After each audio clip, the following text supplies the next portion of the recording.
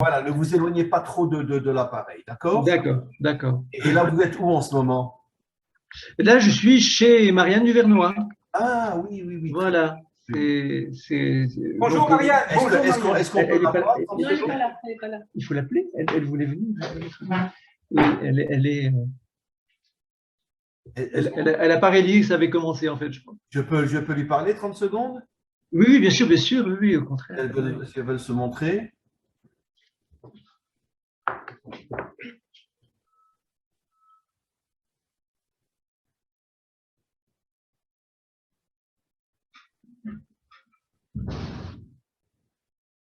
Il y a le Ravinovitz qui veut te parler. Ah, ravi. Le Ravinovitz.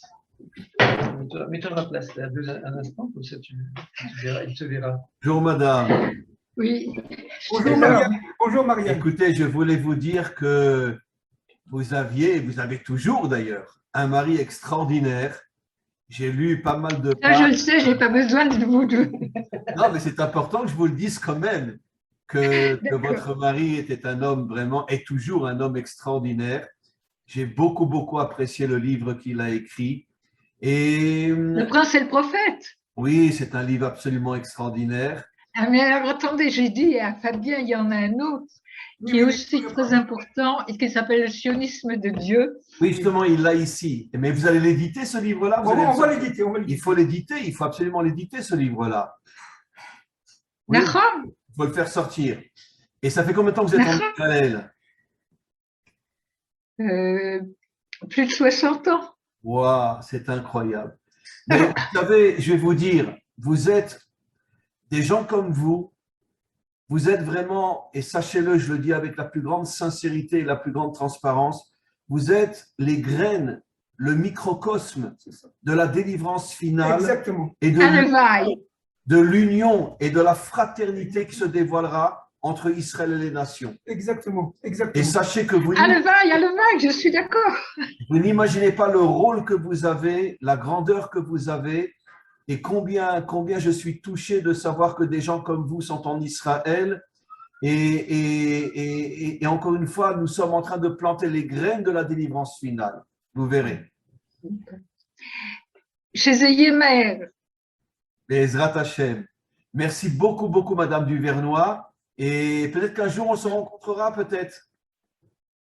D'accord, d'accord. Voilà. Mais vous allez voir Étienne. Oui, oui.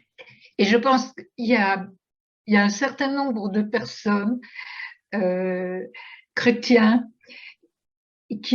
comme Claude, enfin, qui sont très seuls, qui se connaissent plus ou moins, etc. Et je pense qu'une chose qu'il faut faire, c'est de les rapprocher.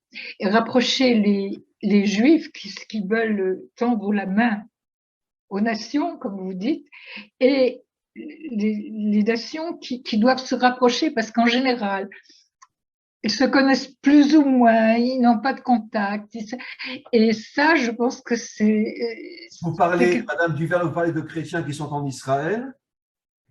En Israël et Bechotzaret. Alors, vous savez quoi? Peut-être on va organiser avec Fabien, peut-être un Zoom.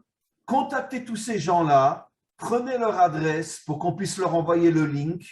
Et peut-être qu'on pourrait un jour organiser un Zoom avec ces personnes-là, avec vous, avec Fabien, avec moi, organiser un Zoom qu'après on pourrait diffuser. Ça peut être quelque chose d'extraordinaire. C'est une très bonne idée. Hein. Voilà. D'accord. Mais j'en connais plus tellement. Disons que autrefois, Claude connaissait beaucoup de gens et par ricochet, je les connaissais moins bien, mais je les connaissais. Mais maintenant, d'abord, il a été malade pendant un certain nombre d'années. Puis maintenant, ça va faire 4 ans qu'il est mort. Disons, j'ai perdu contact avec quantité de gens. Mais je sais qu'ils existent. Ils existent et ils se renouvellent. Tu as encore des noms en tête. Hein? Tu as encore des noms en tête. Oui, j'ai encore des noms en tête. Essayez de retrouver, même s'il n'y a qu'une dizaine de personnes, ce n'est pas grave, on n'a pas besoin de 200 personnes. Si vous trouvez un petit groupe qui accepterait qu'on fasse un Zoom ensemble, on pourrait faire quelque chose de magnifique ensemble. D'accord. D'accord? D'accord. En fait, je n'ai pas l'habitude de ces choses-là, mais je suis d'accord. Vous verrez avec Fabien. Fabien, de toute façon, est en contact avec vous et on verra Oui, comment oui, on peut oui, bien travailler sûr. dans ce sens-là. Voilà. D'accord. D'accord. Voilà, merci beaucoup, Donc, Madame Duvernois. Letra, Et maintenant, on va reprendre avec Letra. Étienne. Et vraiment, encore une fois,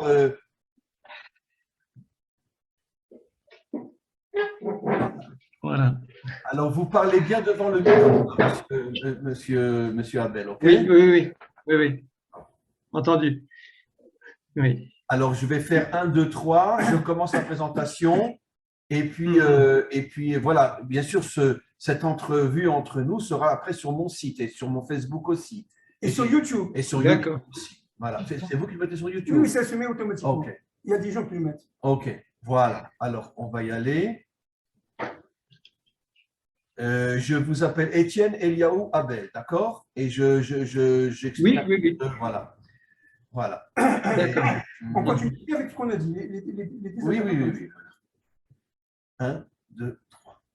Voilà, mes amis, on va commencer aujourd'hui un Zoom avec une personne que je voudrais très brièvement présenter, mais après, les choses vont se développer un peu plus.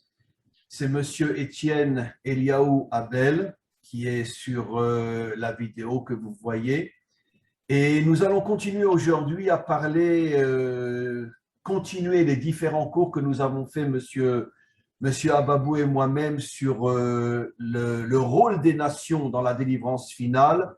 Nous avons parlé de cet homme absolument extraordinaire, de ce pasteur qui était l'un des plus grands amis de Herzl, qui était le pasteur Eschler.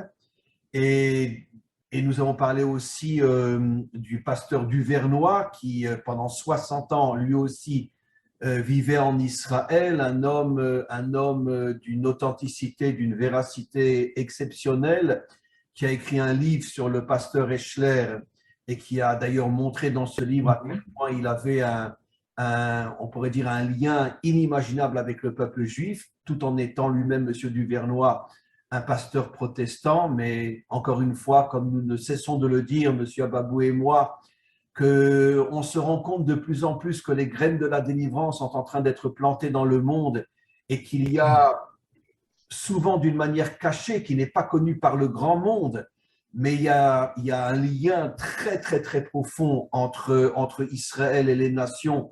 Et ce qui est d'autant plus extraordinaire, parfois même avec des pasteurs, donc des hommes religieux qui sont d'une autre religion et qui, malgré tout, comme le pasteur Eschler ou comme le pasteur Duvernois, avaient un amour inimaginable pour le peuple juif, pour la Torah et pour la terre d'Israël, au point que le pasteur Duvernois s'est lui-même installé pendant 60 ans en Israël et son épouse est toujours là, ici à Jérusalem, une femme extraordinaire. Et donc, je voudrais juste dire que la personne avec laquelle nous allons parler aujourd'hui, Monsieur Étienne Eliaou, pourquoi Étienne Eliaou? Parce que lui aussi, cet homme-là, il m'a donné l'autorisation de le faire, de le dire, était pendant de nombreuses années lui aussi un pasteur protestant. Et d'une manière assez incroyable, il s'est converti. Et aujourd'hui, il est juif. Vous voyez, il a une kippa sur la tête.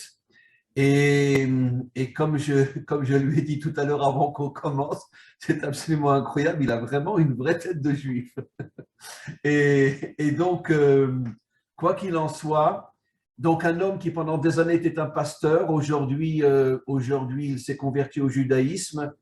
Et là aussi, c'est aussi la preuve inimaginable que finalement, il commence à y avoir des relations d'une manière de plus en plus forte entre Israël et les nations, soit un homme qui ne se convertit pas, mais qui a un amour inimaginable pour Israël, comme je l'ai souvent expliqué. J'ai moi-même depuis plus de 16 ans un élève qui est un pasteur qui vit à Jérusalem, un homme exceptionnel, extraordinaire, vraiment un ami sincère et profond, qui a un amour inimaginable pour Israël et pour la Torah. Et ce qui est absolument incroyable, tout en étant lui-même un pasteur, il porte un Magen David sur son cou. Il porte un Magen David comme pour montrer à quel point il aime le peuple juif, tout en étant un véritable pasteur protestant. Non, lui, c'est un pasteur évangélique même. Mais un homme extraordinaire. Et donc, on est en train de vivre vraiment une génération où toutes les graines de la délivrance sont en train d'être plantées. Je voudrais juste terminer en disant, mais comme vous le savez déjà, que j'ai moi-même des dizaines de milliers d'élèves non juifs dans le monde, en Afrique et partout dans le monde. Je commence même à voir en Amérique du Sud, je donne des cours et qui me sont traduits en espagnol par quelqu'un, un Français qui vit là-bas. Et j'ai donné des cours avec la Polynésie, etc. Et donc, on voit qu'il y a un réveil inimaginable au niveau des nations.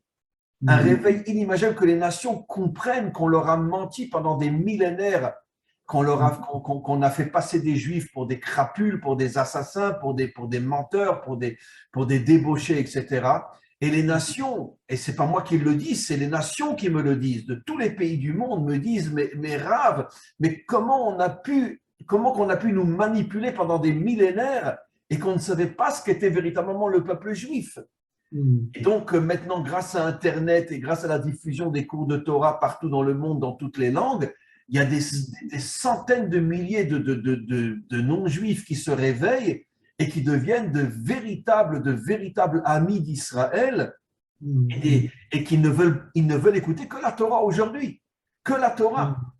Et donc, voilà, j'ai fait mon introduction. Je vous cède maintenant la parole à M. Ababou et à vous-même.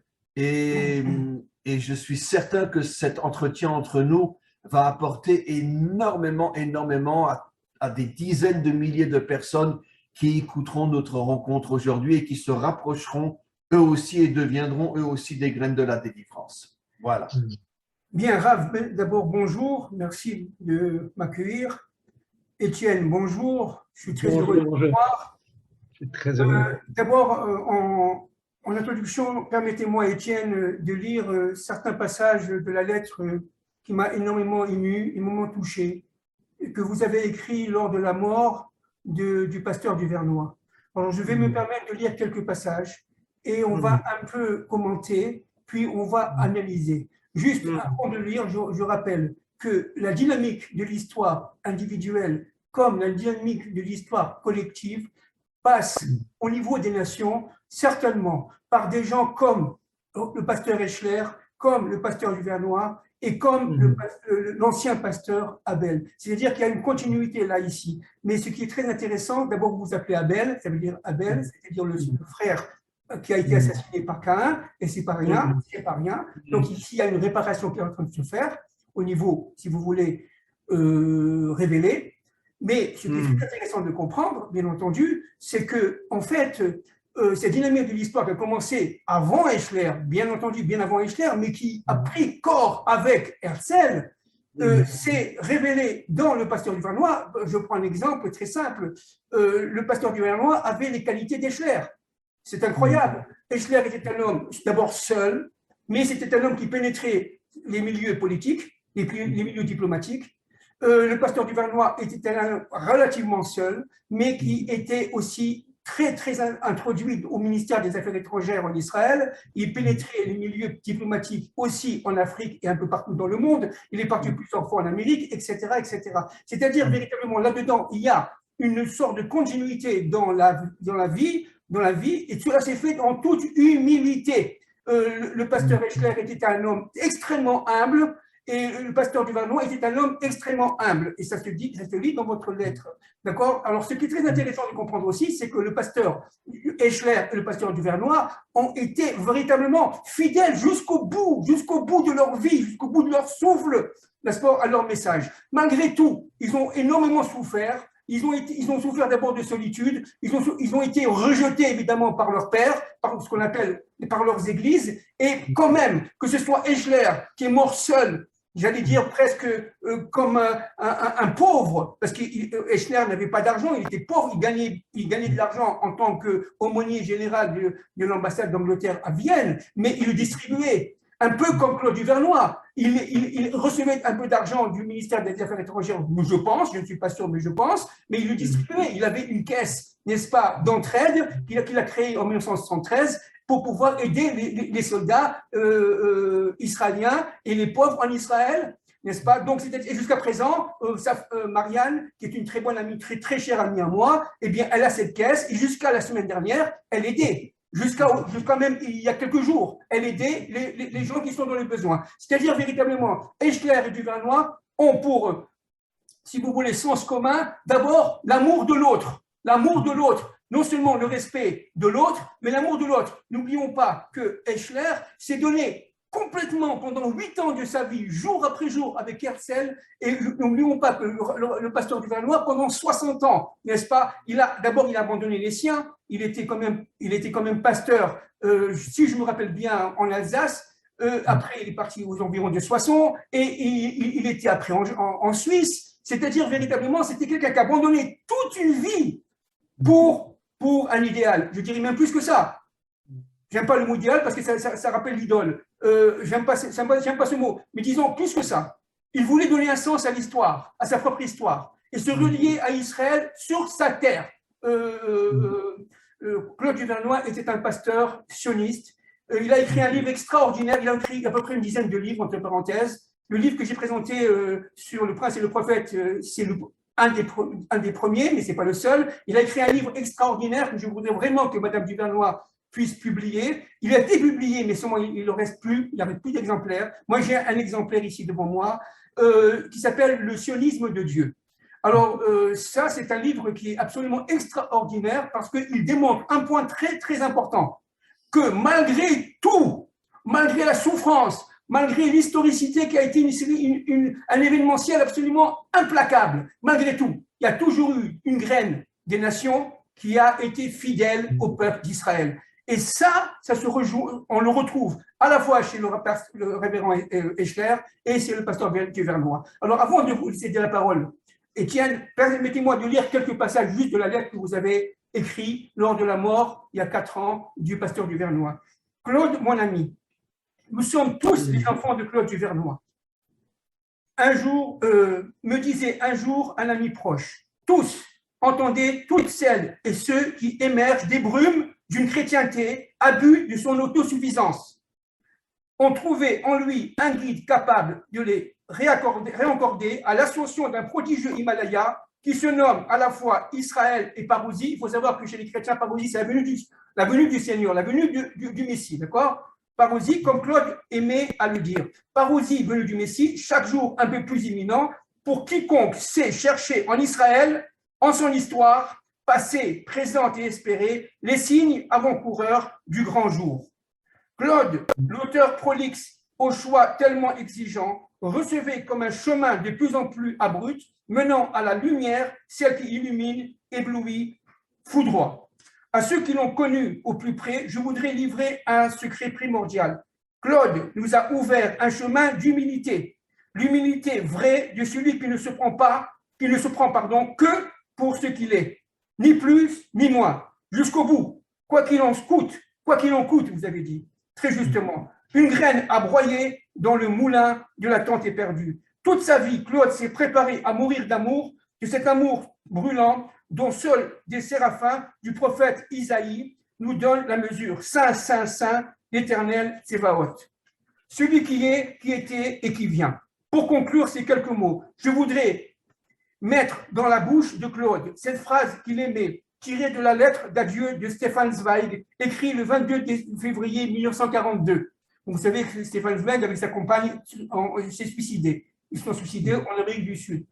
Je salue tous mes amis, puissent-ils voir l'aurore après la longue nuit. Nous sommes en 1942, n'est-ce pas? Moi, je suis trop impatient, je pars avant eux. Je pars avant eux. Stefan Zweig. Alors, monsieur Abel, d'abord, devant ces mots qui sont des mots absolument, j'allais dire, redoutables, quel a été, si vous voulez, le point d'ancrage entre vous et le pasteur Duvernois? Écoutez, le pasteur Duvernois, je l'ai rencontré d'abord au travers de ses écrits avant de le connaître personnellement. Donc il se trouve que nous, on a eu un parcours avec mon épouse en tant que pasteur. J'ai envie de dire que Israël nous est tombé sur la tête un beau jour à la suite de quelques circonstances dont je ne donnerai pas le détail, mais il y a eu une espèce de tournant. On était tous les deux pasteurs à ce moment-là, tous les deux, dans une petite paroisse de l'Ardèche. Et puis, tout d'un coup, on a réalisé, on le savait, mais on a réalisé que la Bible ne parlait que d'Israël. Que la Bible ne parlait que d'Israël. Vous savez, on sortait d'institutions de théologie où on apprend des systèmes, la dogmatique, etc. Et puis tout d'un coup, on connaît la Bible, on l'a lu. Moi, je suis né entre deux pages de la Bible, comme on dit certains protestants. Hein. J'ai appris à lire dans la Bible pratiquement. Et tout d'un coup, à 30 ans, je réalise que la Bible ne parle que d'Israël. Il est question que d'Israël. Et je me suis dit, mais on s'est dit tous les deux, c'est inimaginable. Comment est-ce qu'on a pu louper un truc aussi important? Et à ce moment-là, moi, j'ai vécu ça comme on tombe amoureux. Je suis tombé amoureux du peuple juif, et à ce moment-là, on a commencé à s'immerger dans la littérature juive, dans la musique juive, voilà, et on a plongé là-dedans, tout en étant pasteur en même temps. Et cette passion qui s'est révélée à ce moment-là s'est développée au fil des années. Et donc, c'est quelques années après avoir vécu ça que j'ai rencontré Claude Duvernois. Donc, j'étais à ce moment-là pasteur à Chambéry, en Savoie. Et là, donc il y avait des relations assez étroites avec certains membres de la communauté juive de Chambéry. On l'avait invité pour des conférences, etc. Et c'est là que notre amitié s'est nouée. C'est là que j'ai eu l'occasion vraiment de le rencontrer, de le connaître. Et à partir de ce jour-là, vraiment, Claude a fait partie de ma vie, vraiment. Alors après, nous, on a connu notre chemin. Ça a pris quelques années encore avant qu'on puisse envisager de venir en Israël. Donc ça a été, comme on dit, un parcours du combattant. Et puis, bon, ça s'est fait en plusieurs phases. Hein, je ne vais pas te raconter tout le détail. En fait, nous sommes partis en Israël avec une conversion libérale. Donc voilà, il n'y a pas de secret. Et puis, on a vécu ici en Israël. Ici en Israël, j'ai évidemment renoué contact avec Claude. Je suis devenu vraiment un proche de Claude. Je l'ai très, très souvent visité. Et puis, il y a eu un moment où en Israël, nous avons pris la décision de faire vraiment un guillaume orthodoxe. Et donc, ça a été très long. Un de ceux qui nous ont conduits sur ce chemin, c'était le Rav Léon Ashkenazi, Manitou, qu'on avait rencontré plusieurs fois. Vous avez connu personnellement Léon Ashkenazi? Oui, je l'avais rencontré. On l'avait rencontré à Jérusalem, puis on l'a rencontré à Paris. Voilà, et donc, quand nous avons fait notre alia, on lui avait exposé toute la chose. Il a dit, écoutez, faites ce que vous avez faites votre alia avec votre guillaume libéral, et puis je m'occuperai de vous en Israël. Et puis, malheureusement, quand on est arrivé en Israël, Léon Ashkenazi était déjà mourant. Enfin, il était très, très malade. Enfin, et il est mort très peu de temps après. Donc, ça a reporté la chose, mais il nous avait dit une chose, il m'avait dit, vous savez, à partir du moment où vous ferez ce choix, il vous faudra 10 ans de désintoxication. 10 ans de désintoxication. Et ça s'est passé comme ça. C'est-à-dire que j'ai fait le calcul, enfin, entre le moment où le Rav Zichron Livracha m'a dit ça et le moment où je suis entré dans le mikvé pour mon guillaume orthodoxe, il s'est écoulé 10 ans. Voilà. Et tout ça, ça a été une gestation lente. Voilà. J'étais en quête de moi-même. Bien que juif vivant en Israël, enfin officiellement juif, israélien, etc. J'étais mal dans ma peau. Et puis du jour où je suis allé au bout de ma démarche, eh ben, je suis devenu un homme libre, complètement libre. Voilà. Ça, c'est mon témoignage personnel. Et combien de temps vous avez vécu en Israël alors? Je suis monté en 95 et notre guillaume, on l'a fait dans 2003-2004, le guillaume orthodoxe. C'est ça. Ouais, voilà. Voilà. Et donc, on a vécu en Israël. Donc, avant ce guillaume orthodoxe, on a vécu en Israël pendant en gros 7 ans. Voilà. 7 ans, ouais. Voilà. Mais tout ça pour dire que alors Claude, donc j'ai appris à le connaître, c'est devenu un ami très très très proche et jusqu'à la fin de sa vie. Donc je venais le voir toutes les semaines. Enfin, toutes les semaines, on se rencontrait, on se retrouvait et j'ai cheminé avec lui et j'ai énormément reçu de lui, énormément. Alors, est-ce que je peux me permettre oui. je sais que vous êtes capable de le faire, est-ce que vous pouvez synthétiser mais par votre être intérieur, par votre bouche, j'allais dire, la pensée de Claude. Qu'est-ce que c'est la pensée de Claude? Écoutez, la pensée de Claude, je veux dire, c'est cette idée que, enfin, me semble-t-il, hein, c'est comme ça que je le dirais, c'est que l'histoire humaine, ça rejoint des intuitions qui sont les miennes, alors je ne veux pas confondre la pensée de Claude avec la mienne, mais depuis la destruction du temple, l'histoire humaine est comme entre parenthèses, et elle est suspendue à la réémergence d'Israël sur la scène de l'histoire. Israël était mis entre parenthèses, les Juifs sont en galoute, ils ont disparu, ils n'ont plus de visibilité, ils sont comme la graine dans la terre, et le jour où commence à émerger l'intuition du retour d'Israël sur sa terre, et où les choses commencent à se matérialiser, c'est-à-dire dès la moitié du XVIIIe siècle, on peut dire ça, puisque Claude y montre justement dans ses livres qu'il y a eu des prémices de tout ça, des gens qui ont posé des jalons déjà un siècle et demi avant Éclair et Herzl. Et donc, à ce moment-là, on peut dire qu'il y a une espèce de resynchronisation de l'histoire des nations avec l'histoire d'Israël. Et l'histoire, et on peut dire que l'histoire divine, on peut dire, se remet en route avec sur la scène officielle, visible de l'histoire. Et j'ai senti ça chez Claude souvent, cette idée que, en fait, le sionisme, c'est ce qui mettait fin à cette parenthèse, je dirais, d'histoire, on peut dire sans Dieu d'une certaine manière.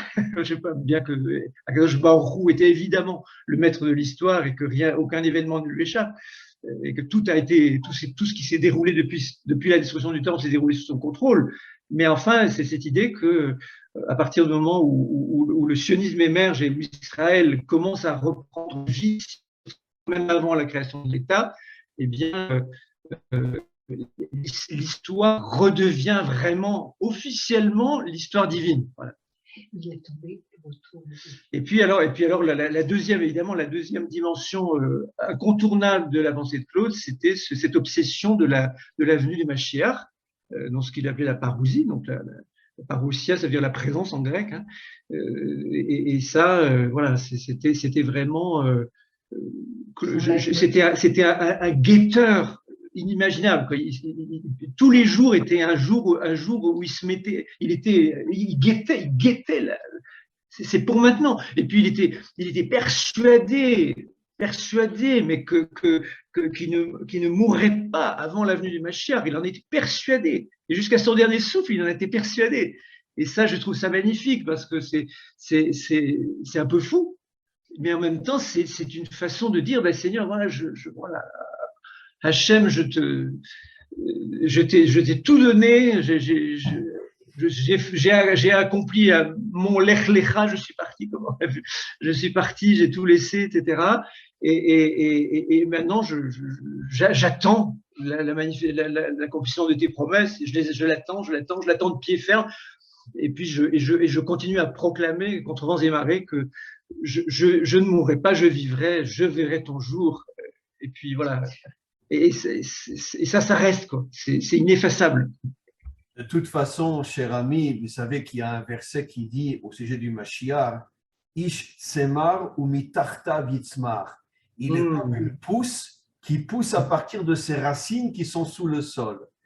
Et je n'ai aucune hésitation à dire que des gens comme Duvernois, des gens comme vous et beaucoup d'autres encore, je ne parle pas du côté juif, je parle même, bon, vous maintenant vous êtes juif, mais je parle chez les nations, font partie de ces graines qui vont faire pousser le Mashiach. C'est pour ça que le Mashiach s'appelle Ish Tsemar, un homme qui pousse à partir du bas. Et M. Duvernois et son époux, c'est absolument évident qu'ils font partie de ces graines qui préparent la venue du Mashiach. Donc, même s'il n'a pas vu le Mashiach de ses yeux, il fait partie de l'essence même du Mashiach, en ce sens qu'il fait partie des graines qui vont faire pousser sa venue et qu'il va se dévoiler un jour. Amen. Ouais, c'est tout à fait ça. Étienne, je voudrais aussi qu'on revienne un tout petit peu sur ce parallélisme entre Monsieur le pasteur Eschler et Claude Duvernois. Le pasteur Eschler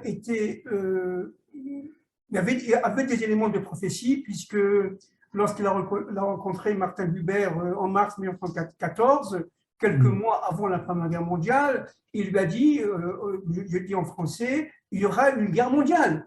Et Martin Buber, qui était lui un chassid, etc., il dit, mais c'est pas possible, tout va très bien, le printemps est très beau, et les oiseaux, les chants, les danses dans les rues, etc. De quoi vous parlez, pasteur? Il lui dit comme ça, il y aura une guerre. Et deuxième élément très, très, très, très, très, très problématique pour, si vous voulez, pour la raison, parce que c'était un véritable prophète des nations.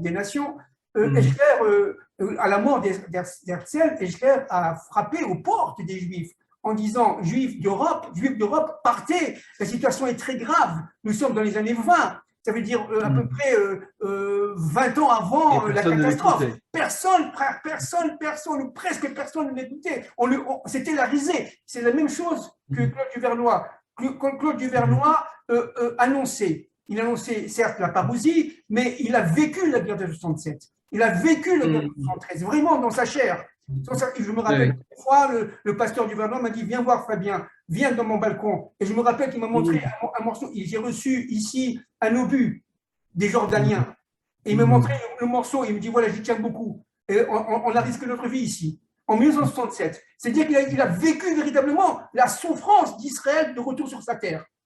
Ça veut dire ce que le pasteur Eschler n'a pas vécu, puisque le pasteur Eschler, il est mort en 1931, et il n'a pas eu. Donc il y a eu la dynamique de leur propre histoire individuelle et collective qui a fait que les nations, à travers Eschler et à travers le pasteur Duvernois, se sont réunies quelque part par leur élite, n'est-ce pas? Se sont réunis par leur élite évidemment protestante, se sont réunis à Israël. Ah oui, tout à fait. Oui, Claude, il est, oui, je me souviens,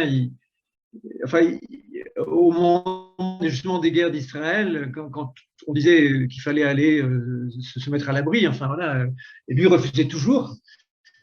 Au lieu d'aller dans les abris, il se mettait sur son balcon, sur sa terrasse. Et il m'a dit, et puis il sortait avec cette, il portait la victoire sur lui, quoi, la victoire. Il savait que la victoire était à Kadosh Baruch Hu. C'était quelqu'un de très optimiste malgré tout.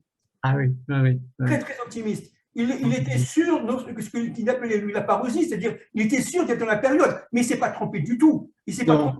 Il n'a pas vu, semble-t-il, le Messie, mais je pense qu'il le verra. Il est de l'autre côté, il le sait tout. Et ses enfants sont où aujourd'hui?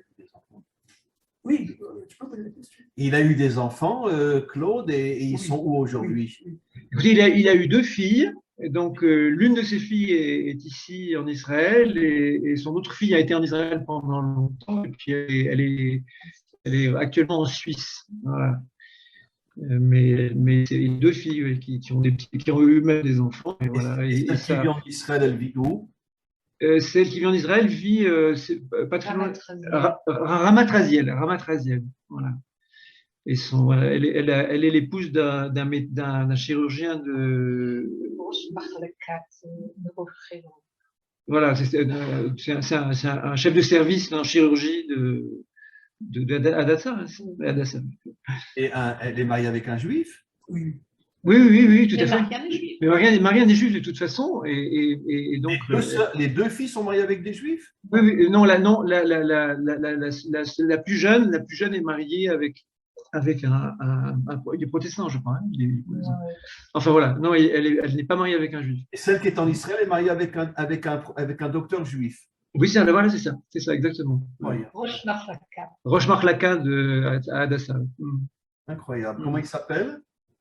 Yigal Shushan. Alors, Yigal Shushan. Incroyable. Ouais, voilà.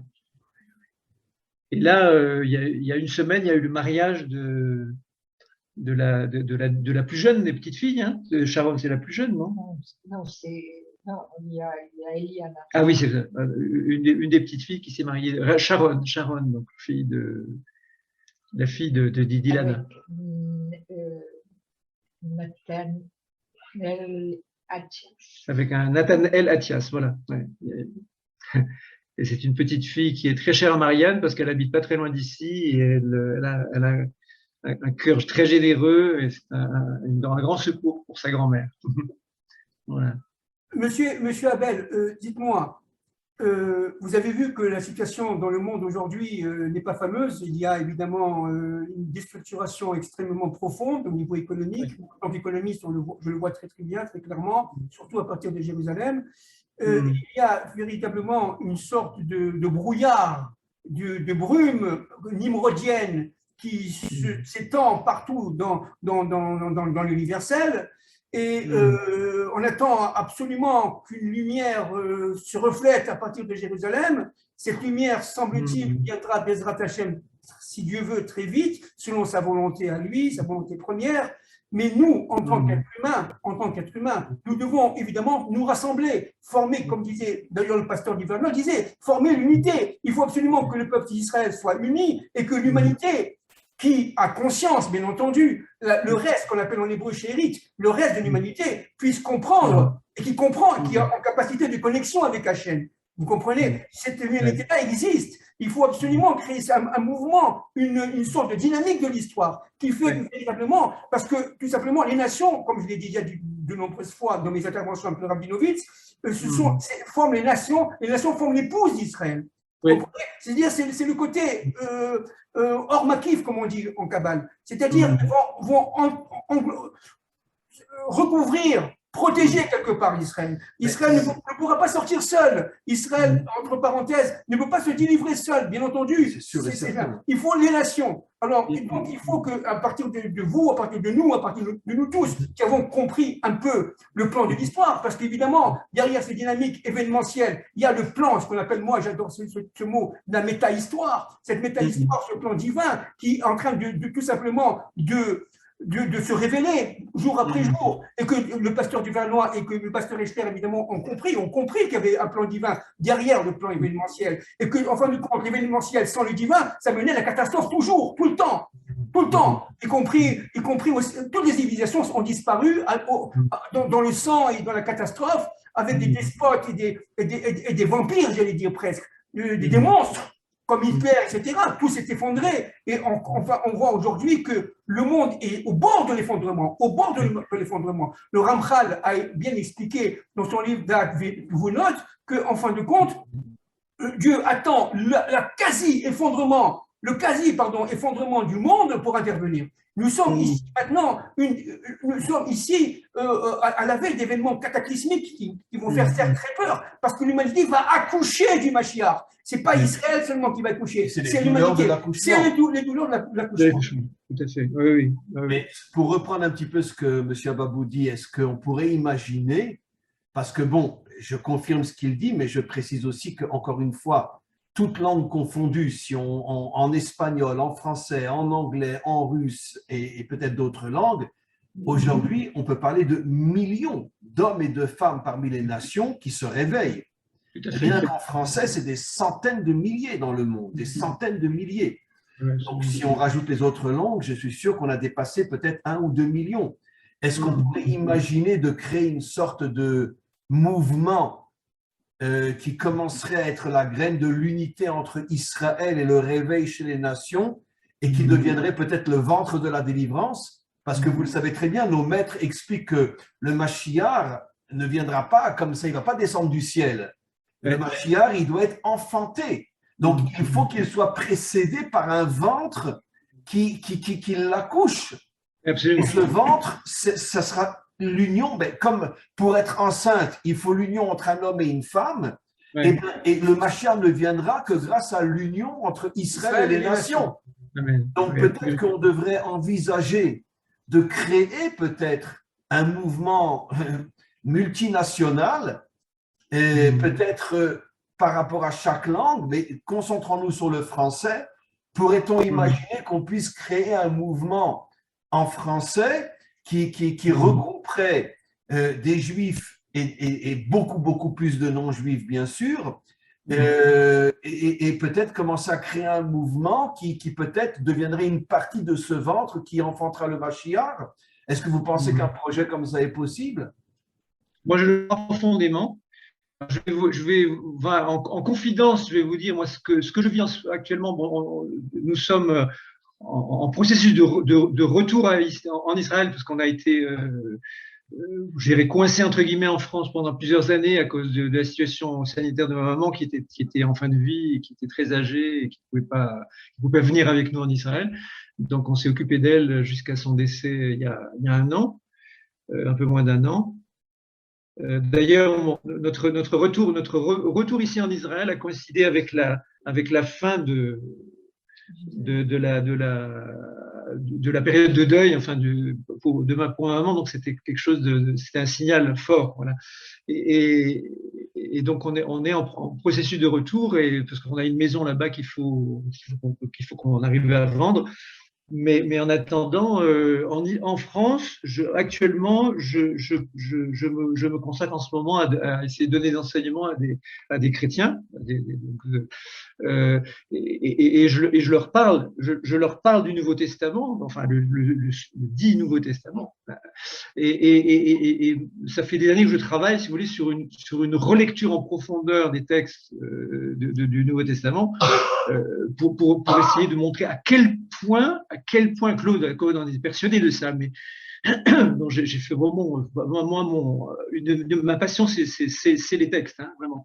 Et à quel point les textes ont été déformés, à quel point l'interprétation des textes a été tordue, déjudaïsée, alors que c'est une écriture juive d'un bout à l'autre, Et donc, je travaille beaucoup là-dessus, et si vous voulez, par rapport au projet dont Clara vous parler, je pense que moi je serais tout à fait prêt à mettre mes compétences à la disposition d'un projet comme ça, parce que vraiment, pour moi, si vous voulez, les croyants des nations, actuellement, vous dites, il y en a beaucoup qui sont réveillés, mais ils ont besoin, j'ai envie de dire, d'être eux aussi désintoxiqués de tout ce qui, dans leur manière de lire leurs propres écritures, a été faussé, vraiment faussé à la racine, quoi. Des choses incroyables, des contresens énormes. Vous savez, cher ami, que nos maîtres nous disent dans le Talmud que depuis que la Torah a été traduite pour la première fois, c'était en grec, une obscurité est descendue dans le monde plus grande encore que celle du veau d'or. Les traductions, c'est une catastrophe, parce que les traductions, c'est une falsification. Tout à fait. Je vais donner un exemple que je donne souvent dans mes cours. Jusqu'à aujourd'hui, quand la majorité des Juifs, et malheureusement même beaucoup de rabbinim, appellent le peuple juif le peuple élu. Ce n'est marqué nulle part dans la Torah. C'est marqué le peuple choisi. Qui c'est qui a créé le peuple, qui c'est qui a traduit le peuple élu? Ce sont les Grecs, pour justement dresser les nations contre Israël. Quoi? Vous êtes le peuple élu, vous êtes le meilleur, parce que ça veut dire un élu. Un élu, c'est le meilleur. La Torah n'a jamais dit qu'Israël était le peuple élu. Amanifra veut dire le peuple choisi. Et je donne souvent un exemple. Si j'ai deux fils, un choisit d'être médecin et l'autre choisit d'être avocat, aucun des deux va dire je suis plus grand que toi. C'est un choix qu'ils ont fait. Le choix n'a rien à voir avec l'élection. Mais les Grecs, pour nous salir, ont traduit peuple élu, et malheureusement, des centaines de rabbinim jusqu'à aujourd'hui, dans leurs cours, disent qu'on est le peuple élu. Donc, qu'est-ce que je veux dire par là? Il n'y a rien de plus faux qu'une traduction. Et donc, c'est pour ça que je suis 100% d'accord avec vous que peut-être qu'un des travaux les plus importants à faire, ça serait de réexpliquer aux nations, et même aux nations croyantes, catholiques, protestantes, etc., ce que serait la vraie lecture du Nouveau Testament, qui n'a rien à voir avec la traduction. Oui, absolument. Ça, c'est vraiment… Enfin, moi, en tout cas, j'ai envie de dire, c'est le domaine dans lequel je suis, entre guillemets, compétent. C'est cette religion. Alors, on me dira, qu'est-ce que toi, puisque tu es devenu juif, qu'est-ce que tu as encore à occuper du Nouveau Testament? Mais justement, ça fait partie de mon héritage.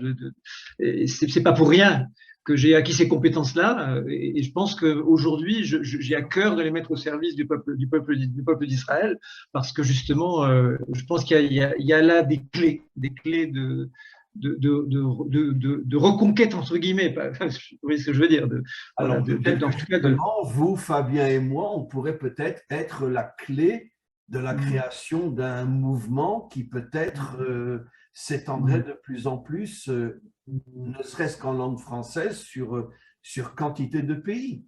Vous savez que, par exemple, très, très, très, vous savez qu'en Afrique, il y a un réveil inimaginable, en Côte d'Ivoire, au Gabon, au Congo, etc. Il y a un réveil chez les Africains inimaginable à l'égard d'Israël. Moi, j'ai fait un cours avec les Africains partout en Afrique. Il se trouve qu'on a un lien très étroit avec la Côte d'Ivoire parce que peu de temps après notre… Enfin, ça remonte à 2011, oui, 2010, voilà, 2010, on a avec moi et mon épouse, nous sommes passionnés pour ce qui se passait en Côte d'Ivoire à l'époque avec la crise et la chute du président Gbagbo, etc. Et donc, à la suite de cet engagement qui a été nôtre à ce moment-là, essentiellement sur le net, donc on a noué contact avec un ancien ministre du président Gbagbo qui s'appelle Éric Caé et qui était en exil. Et donc, il a pu venir en France grâce à une invitation que nous lui avions envoyée. Et donc, il a passé donc 10 ans en France et c'est devenu un ami intime, quoi, vraiment quelqu'un de très, très, très proche. Et il vient de repartir en Côte d'Ivoire il y a quelques mois.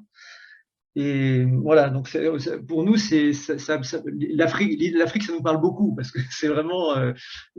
et puis lui, c'est un homme, justement…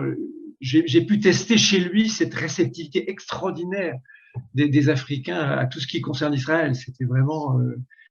Oui, c'est quelque chose d'un… N'oublions pas que Moshe et Tzipora étaient quelque part africains. Non, la première épouse de Moshe était une Africaine. Oui, bien sûr.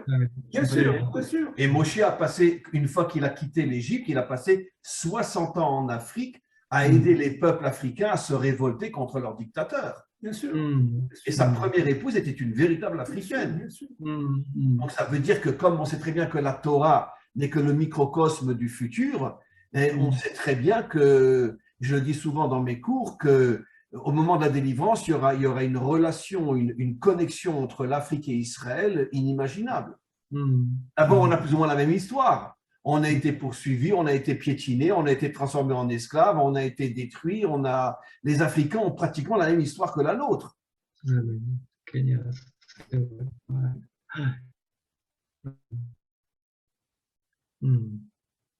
Cela est vrai aussi pour l'Europe et pour l'Amérique du Nord et pour l'ensemble de la planète. Hein. Absolument. Oui. C'est-à-dire que même en Amérique du Nord et même il y a tous les peuples sont écrasés. Oui, bien sûr, bien sûr. Ce qu'on vit aujourd'hui, c'est le confinement, etc. Évidemment, c'est une forme d'encadrement et de contrôle, bien entendu, par quelques-uns. On ne va pas répéter. Et la mondialisation, c'est tout simplement déjà le fait de confisquer le programme de la création à Dieu. Pour essayer tout simplement d'accumuler les pouvoirs, d'accumuler l'argent, cela à la limite sans aucune limite, de manière à remplacer Dieu, tout simplement. Tout simplement. Remplacer Dieu, oui, prendre la place de Dieu, tout à fait. Oui, il s'agit véritablement des forces sataniques, des forces négatives, des forces que Dieu va intervenir, va fulminer, il va intervenir pour pouvoir arrêter le processus du mortifère que nous sommes en train de vivre déjà de nombreuses années, de très nombreuses années. Maintenant, ça se sent. Donc, tout le monde, il n'y a pas que l'Afrique, le monde entier est tout simplement appelé par, quelque part, Dieu à se réveiller. Et de toute façon, la délivrance ne viendra pas des dirigeants, la délivrance viendra des nations elles-mêmes. Bien sûr. Qui vont arriver à faire tomber tous les mensonges et tout le satanisme des dirigeants. Et c'est les nations qui se révolteront, bien évidemment. De toute façon, la racine dans la Torah de ce que vous avez dit, M. Ababou, c'est Nimrod. Bien sûr. Le premier dictateur qui a voulu dire à Dieu « reste en haut et fiche-nous la paix », c'était ça le symbole de la tour de Babel. On monte le plus haut possible pour te dire jusque-là, nous on est, et toi tu restes en haut. C'est comme ça que le maître explique la tour de Babel. Pourquoi il fait une tour? Comme pour dire à Dieu reste en haut. Voilà. Oui, Claude, dans Le Prince et le Prophète, justement, il y a des mots de Claude au début du livre qui rappellent tout à fait ça. il reste, laisse-nous tranquilles, quoi. Gère ton monde dans les hauteurs et puis laisse-nous le contrôle des. Ouais. Ça a été cela depuis des millénaires. Oui. Ça a commencé avec la faute de Adam et Ève. Exactement. La faute de Adam et Ève, telle que l'expliquent les secrets de la Torah, c'est la séparation entre le monde d'en haut et le monde d'en bas. Exactement. Le serpent ayant pénétré la tribu féminin pour pénétrer et atteindre le côté masculin, c'est-à-dire de manière à ce que le lien entre le ciel et la terre ne se fait pas, ne se fera jamais. C'est le combat d'Amalek contre Israël. Et voilà. Si je peux me permettre de vous poser une question, Étienne, d'une manière un peu plus concrète.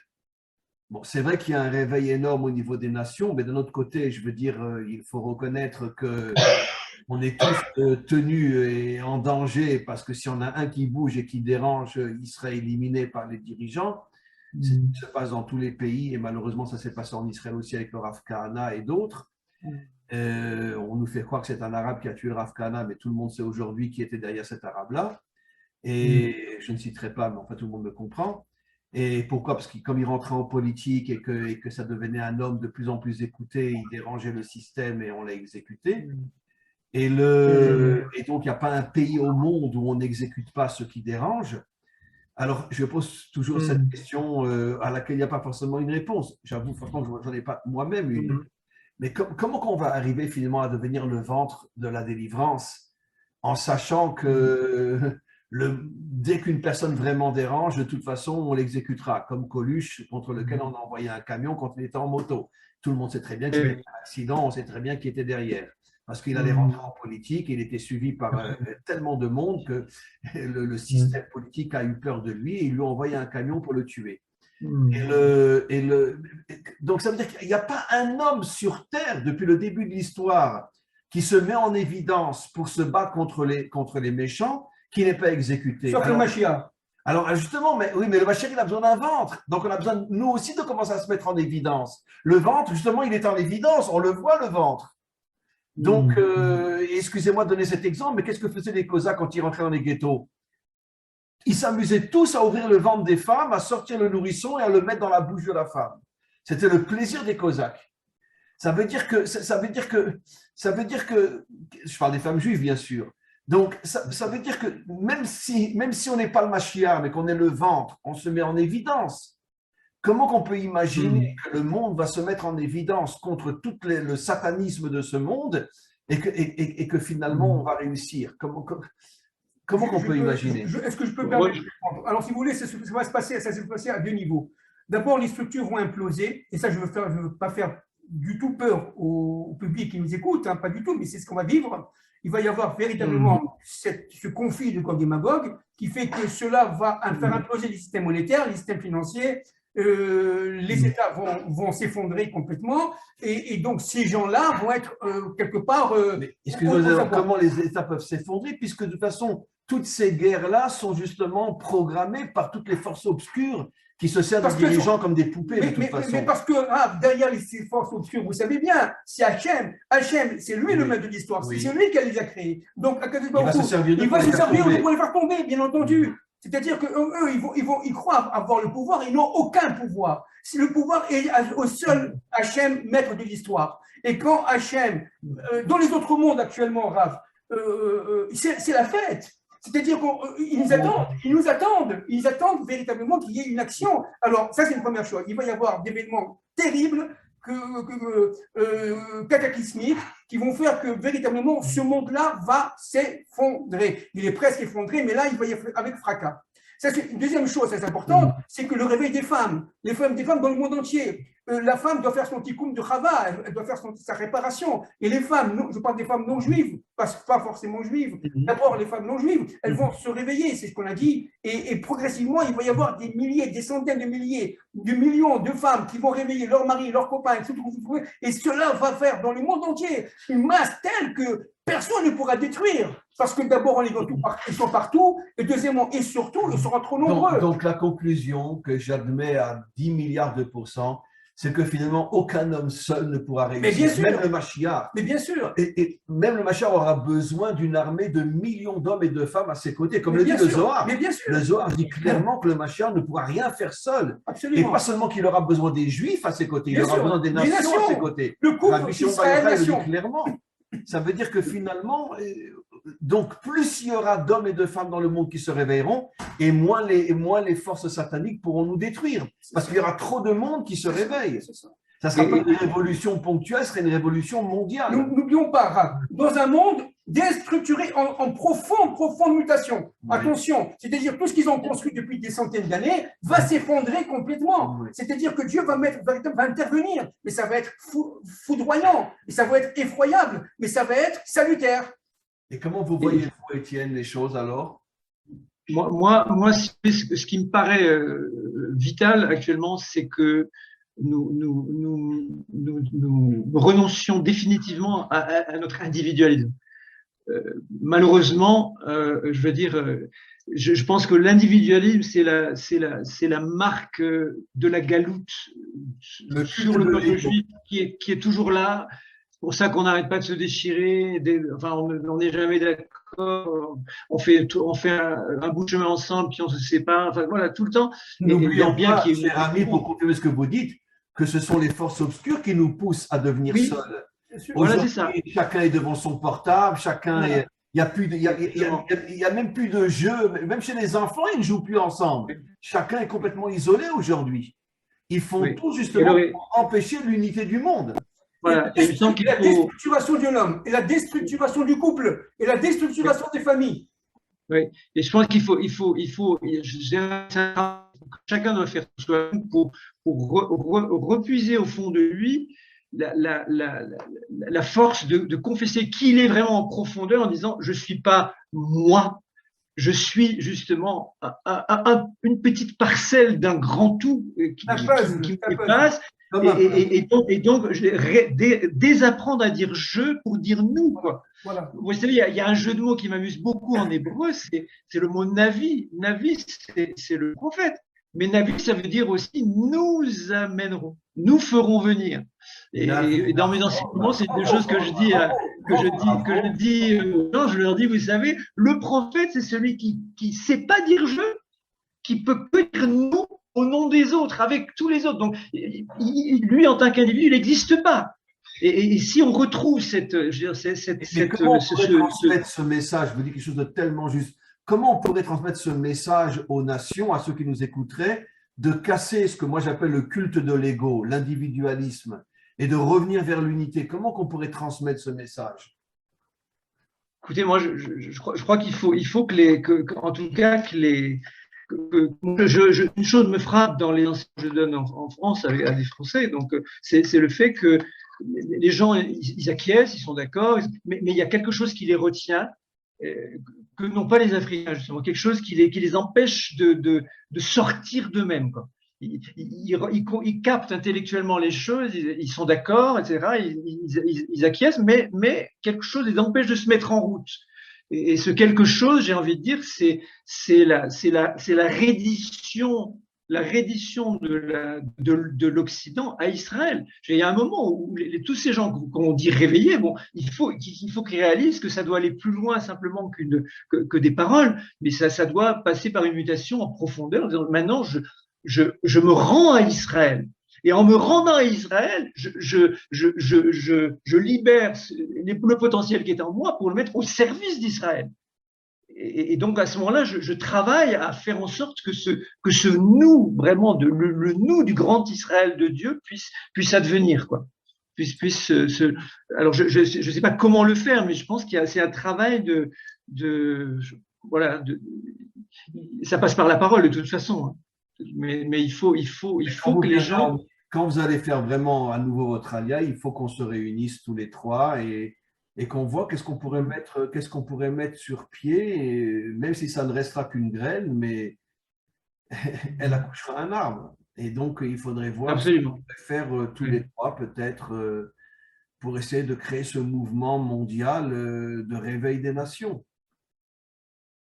Et aussi de réveil d'Israël, parce que, bon, je veux dire, arrêtons de nous bercer d'illusions. Israël est manipulé par ses dirigeants comme tous les autres pays. Hein.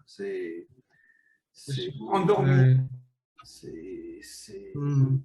Aujourd'hui, il y a un complot mondial au niveau de toutes les directions de tous les pays qui font que le but ultime est d'endormir et d'affaiblir les peuples. Hein. Oui, oui, oui. Et puis de nous faire oublier, au fond, le fait que, comme vous l'avez dit plusieurs fois, le fait que le Mashiach tout seul, si on parle de Mashiach tout seul, on retombe dans des schémas, je dirais, le schéma du christianisme, quoi. Il y a le Mashiach, et puis alors qu'en réalité, nous faisons partie du Mashiach. Exact. Nous sommes la chair du Mashiach. Bien sûr. Nous sommes la chair du Mashiach, et donc nous sommes porteurs, chacun de nous est porteur de cette victoire du Mashiach. Et donc nous sommes, je dirais, habilités à aller de l'avant en disant je suis porteur de victoire. Je sais que je suis pas tout seul. Il y a toute cette foule cachée, et puis Akadosh Baruch Hu qui est là pour nous envoyer, pour faire en sorte que ça advienne. Moi, je sais pas, je le sens très fort tout ça. C'est difficile à traduire en mots, mais… Vous avez 100% raison. D'ailleurs, l'un des mensonges de toutes les religions, c'est de dire que le Mashiach fera tout seul. Et c'est une manière finalement de déconnecter l'action des peuples en les faisant attendre quelque chose qui n'arrivera jamais. Parce que le Mashiach ne viendra pas tout seul, il ne fera rien tout seul. Il aura besoin d'une véritable armée de millions d'hommes et de femmes à ses côtés. Et donc, c'est pour ça que c'est-à-dire qu'en vérité, le mensonge des religions, c'est de nous faire croire que le Mashiach fera tout seul. Et comme ça, il n'a pas de ventre pour l'accoucher. Voilà. Exactement. Ah oui, ça c'est vraiment, on ne peut pas mieux dire. Là, vraiment. Voilà, merci. Alors, on va s'arrêter là. Étienne, je tiens à vous remercier. C'était magnifique. C'était magnifique. Quand c'est que vous pensez revenir en Israël, définitivement? Écoutez, de toute façon, on reviendra d'ici le printemps, on va revenir, c'est encore un mois. La prochaine fois que vous revenez, il faut qu'on se voit tous les trois, physiquement. D'accord. Qu'on discute. En tout cas, moi, je vous remercie beaucoup pour cette invitation et pour cette occasion que vous m'avez donnée de vous rencontrer pour la première fois, même si c'est uniquement par l'écran. Voilà, je suis très heureux. Quand vous revenez au printemps, on se voit physiquement, c'est sûr. Amen. Voilà, merci beaucoup. Voilà. Merci beaucoup. Merci à vous, vraiment. Merci énormément et à très bientôt, cher ami. Voilà, vous savez quoi, peut-être qu'on se rencontrera chez Madame Duvernois, peut-être. Ah ben oui. D'accord. On se rencontrera chez elle. Voilà, comme ça on la verra en même temps. Que des bonnes choses. À bientôt. Au revoir. Merci beaucoup. Au revoir. Au revoir.